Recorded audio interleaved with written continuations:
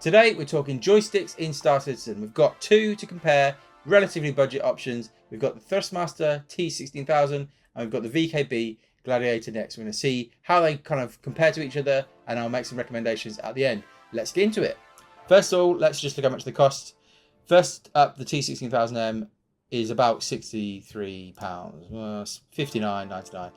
In dollars, $81. In euros, 72 euros. The VKB standard version, which I've got, is 142 euros, which in pounds is just 120 pounds underneath. In theory, that's $160, but you lucky people in America can apparently get this one for $120. So there you go. Perks of being in America.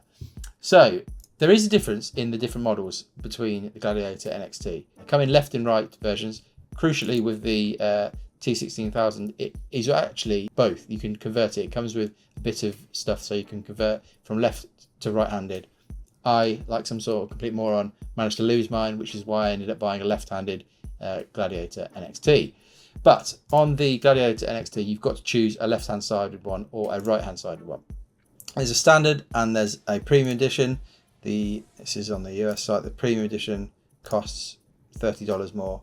Similar situation in Europe. Standard version is 142, premium version is 185. The difference between the premium and the standard version is probably best shown in this picture here. You get some extra springs, you get some spring extractor tool, lovely, and a trigger cover, but the main things we're probably more interested in is there's a rapid fire trigger here, and this is actually a analog mini stick. Whereas it's just kind of a hat switch here, and also this push button here has been converted into a hat switch with a center push. So you've got more controls on this and you've got more ability to change the softness or the strongness of your springs, all sorts of stuff. I was just looking to save money, so I just went for the left-handed standard. I think if I was to upgrade the right-handed T160000, I'd probably go with the premium, so I've got the extra buttons. But whether you need that on both left and right hand, I don't know. It depends, up to you, and it depends how much money you have.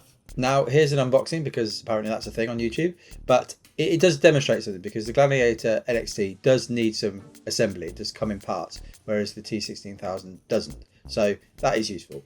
But now let's just get into looking at kind of the buttons, the physicality of the sticks. First up, the 16000M. Got the trigger on the back. That's it. It's not a dual trigger. It just is one. It doesn't go any further, which the other one does.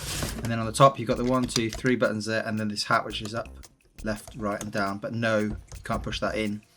You've also got the slider, and then these buttons on side. In general use, these buttons in a dual stick setup are useless, because you just can't get your hand in any sort of speed down to them. So when I was playing with just the one stick, I'd have it kind of set up like this and I'd be flying like this. But on the whole, yeah, they're kind of not being used. You could, I suppose, bind them to things that aren't essential that you could use outside of combat, but for general use, not so useful. But if we switch across to the Gladiator next, excuse the dust, they have been in use. And on this one, you'll see, as you just put my left hand on it, the access to the amount of buttons that you've got is massive. So you've got this one here, left, right, up, down, and this one does go in. That's again another hat, and then another button here, little button here, also a button there. See that one? And then also you've got your trigger, which is you go one, and then it's also got another one, so you can go 2 stage, which can be useful. You then also got the kind of coder stuff, and 3 buttons there, even if I can count. Just another thing to demonstrate, if you can see this, just watch this as this kind of pings back. Just the smoothness of the springs there. Compare that to this, which might make a load of noise. It just springs right back. Now, there's pros and cons to both of those things, but in general, if you have to summarise the difference between the two, if I can get that one in vaguely in shot, this is just much more hefty. I'll put the weight up of the two. It feels just much more solid, and generally, like, I don't know. I personally haven't flown a spaceship, but it feels like this could be in a spaceship. Whereas this feels just much more like a toy, I suppose, is probably the best way to put it. It's just not as solid. it's probably easier to fling around, but the resistance that this gives is really nice. Yeah, so that's the physicals of them. The buttons that you've got at your fingertips on the Gladiator Next are just, yeah, they're really nice. Just this one here for coupled I've got set up, so if I can just flick out of decoupled mode, so I'm now decoupled, I can just continue in the same trajectory I want, and then when I want to, I can just flick it back into coupled mode, which is really nice. Just, yeah, the amount of buttons that are within my range, and one up here on the back, is just far superior to the, basically, yeah, I've got 4 up there. I've only got a few here just that I can access here on this one. So it's far superior in terms of that, and just the general fine control that you can get. This on the right, the lack of resistance is a bit of an issue. After a while, you kind of find that it just doesn't feel quite as in control with the Thrustmaster T160000. So yeah, I'm a big fan of this VKB stick. I'll just try and record some footage just showing the general movement and why I think 2 joysticks are the way forward. There's just the precision you can get, the ability to just fine control. Whoa, whoa. So with a single joystick, I definitely would have crashed there. And I mean, I'm not far off crashing still, but just the ability to do things that you just can't with a mouse or a keyboard or any other control setup. I just think it's really good, and you've got just very good precision in terms of fine movements, kind of small little adjustments that you can do. Now here's some footage of Vandal Swarm while I talk about my overall thoughts and recommendations.